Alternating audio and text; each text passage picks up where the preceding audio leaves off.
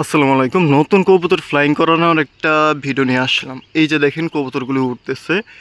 নতুন কবুতর কিভাবে ফ্লাইং করাচ্ছি, কিভাবে ফ্লাইং করালে কবুতরগুলো উড়বে সেটা আমি আপনাদেরকে দেখাচ্ছি। আমি মোটামুটি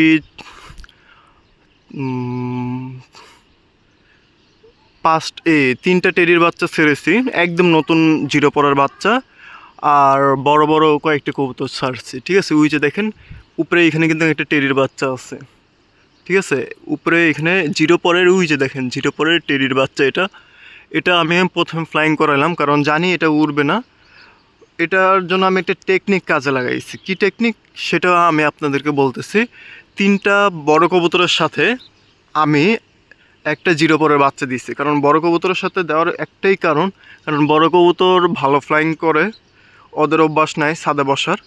এর জন্য আমি এটা দিয়েছি। এর ভিতরে দেখেন আমার একটা সাহারানপুরে এখানে বসে পড়ছে, কিন্তু একটা বাচ্চা ওদের সাথে ফ্লাইং শুরু করে দিয়েছে। নতুন একটা বাচ্চা সেট হয়ে গেছে। তো মানে আমি এখন নির্ভয়ে ওদের সাথে ছাড়লে আমার কবুতরগুলি ফ্লাইং করবে। তো কয়েকদিন যদি আমি 2-3 দিন এইভাবে ফ্লাইং করাতে পারি, সেখানে বাসাটা চিনে ফেললে আর হারানোর চান্স থাকবে না।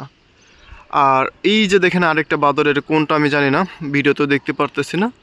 এটা একটা বসে পড়ছে। আমি একসাথে বেশি বাচ্চা উড়াই না, কারণ একসাথে বেশি বাচ্চা উড়ালে বাচ্চাগুলি কখনো সেট হয় না। এই যে এইখানে ওইখানে বসে পড়বে।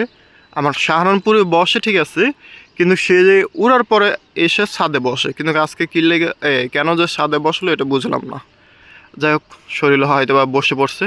তো এই হলো আমার কবুতরগুলি ভালোই উঠতেছে। এর ভিতর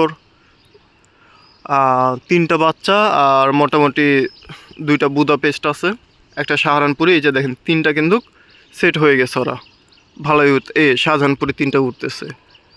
আর টেডির বাচ্চা একটা দুইটা তিনটা আছে। এখানে কোন কবুতর বট সেটা আমি জানি না, আসলে বুঝতে পারবো। তো আমার এই টেকনিকটা কাজে লাগালে হয়তো আপনারা ভালো কবুতর উড়াতে পারবেন।